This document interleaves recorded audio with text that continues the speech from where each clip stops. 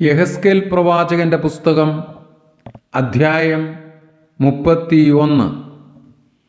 11-ാം ആണ്ട് 3-ാം മാസം 1-ാം തീയതി യഹോവയുടെ അരുളപ്പാട് എനിക്കുണ്ടായതെന്തെന്നാൽ, മനുഷ്യപുത്ര, നീ മിസ്രയീം രാജാവായ ഫറവോനോടും അവന്റെ പുരുഷാരത്തോടും പറയേണ്ടത്, നിന്റെ മഹത്വത്തിൽ നീ ആർക്കു സമൻ?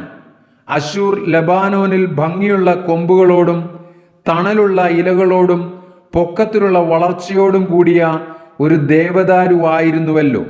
അതിൻ്റെ തുഞ്ചം മേഘങ്ങളോളം എത്തിയിരുന്നു. വെള്ളം അതിനെ വളർത്തി, ആഴി അതിനെ ഉയരുമാറാക്കി. അതിൻ്റെ നദികൾ തോട്ടത്തെ ചുറ്റി ഒഴുകി. അത് തൻ്റെ ഒഴുക്കുകളെ വയലിലെ സകല വൃക്ഷങ്ങളുടെയും അടുക്കലേക്ക് അയച്ചു കൊടുത്തു. അതുകൊണ്ട് അത് വളർന്ന് വയലിലെ സകല വൃക്ഷങ്ങളെക്കാളും പൊങ്ങി. അത് വെള്ളത്തിൻ്റെ പെരുപ്പം കൊണ്ട് പടർന്ന് തൻ്റെ കൊമ്പുകളെ പെരുക്കി ചില്ലികളെ നീട്ടി. അതിൻ്റെ ചില്ലികളിൽ ആകാശത്തിലെ പറവയൊക്കെയും കൂടുണ്ടാക്കി. അതിൻ്റെ കൊമ്പുകളുടെ കീഴെ കാട്ടുമൃഗമൊക്കെയും പെറ്റുകിടന്നു. അതിൻ്റെ തണലിൽ വലിയ ജാതികളൊക്കെയും പാർത്തു. ഇങ്ങനെ അതിൻ്റെ വേർ വളരെ വെള്ളത്തിനരികെ ആയിരുന്നതുകൊണ്ട് അത് വലുതായി കൊമ്പുകളെ നീട്ടി ശോഭിച്ചിരുന്നു. ദൈവത്തിൻ്റെ തോട്ടത്തിലെ ദേവദാരുക്കൾക്ക് അതിനെ മറപ്പാൻ കഴിഞ്ഞില്ല. സരള വൃക്ഷങ്ങൾ അതിൻ്റെ കൊമ്പുകളോട് തുല്യമായിരുന്നില്ല. അരിഞ്ഞിൽ വൃക്ഷങ്ങൾ അതിൻ്റെ ചില്ലികളോട് ഒത്തിരുന്നില്ല. ദൈവത്തിൻ്റെ തോട്ടത്തിലെ ഒരു വൃക്ഷവും ഭംഗിയിൽ അതിനോട് സമമായിരുന്നതുമില്ല. കൊമ്പുകളുടെ പെരുപ്പം കൊണ്ട് ഞാൻ അതിന് ഭംഗി വരുത്തിയതിനാൽ ദൈവത്തിൻ്റെ തോട്ടമായ ഏദനിലെ സകല വൃക്ഷങ്ങളും അതിനോട് അസൂയപ്പെട്ടു. അതുകൊണ്ട് യഹോവയായ കർത്താവ് ഇപ്രകാരം അരുളിച്ചെയ്യുന്നു, അത് വളർന്നു പൊങ്ങി തുഞ്ചം മേഘങ്ങളോളം നീട്ടി അതിൻ്റെ ഹൃദയം തൻ്റെ വളർച്ചയെങ്കിൽ ഗർവിച്ചു പോയതുകൊണ്ട് ഞാൻ അതിനെ ജാതികളിൽ ബലവാനായവൻ്റെ കയ്യിൽ ഏൽപ്പിക്കും. അവൻ അതിനോട് ഇടപെടും.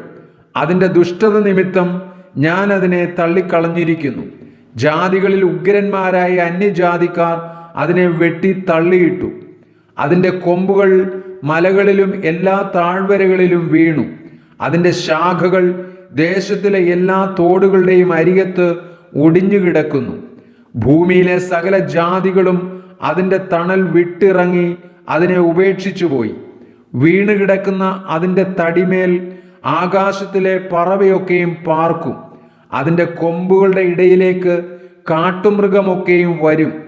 വെള്ളത്തിനരികെയുള്ള സകല വൃക്ഷങ്ങളും ഉയരം ഹേതുവായി ഗർവിക്കുകയോ തുഞ്ചം മേഘങ്ങളോളം നീട്ടുകയോ വെള്ളം കുടിക്കുന്നവരായ അവരുടെ സകല ബലശാലികളും തങ്ങളുടെ ഉയർച്ചയിങ്കൽ നിഗളിച്ചു നിൽക്കുകയോ ചെയ്യാതിരിക്കേണ്ടതിന് തന്നെ അവരൊക്കെയും മനുഷ്യപുത്രന്മാരുടെ ഇടയിൽ കുഴിയിൽ ഇറങ്ങുന്നവരോടുകൂടെ ഭൂമിയുടെ അധോഭാഗത്ത് മരണത്തിന് ഏൽപ്പിക്കപ്പെട്ടിരിക്കുന്നു.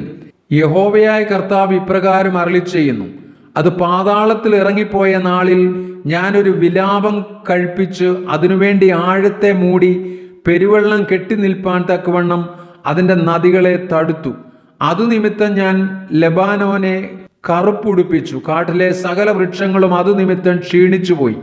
ഞാൻ അതിനെ കുഴിയിൽ ഇറങ്ങുന്നവരോടുകൂടെ പാതാളത്തിൽ തള്ളിയിട്ടപ്പോൾ അതിൻ്റെ വീഴ്ചയുടെ മുഴക്കത്തിങ്കൽ ഞാൻ ജാതികളെ നടുങ്ങുമാറാക്കി.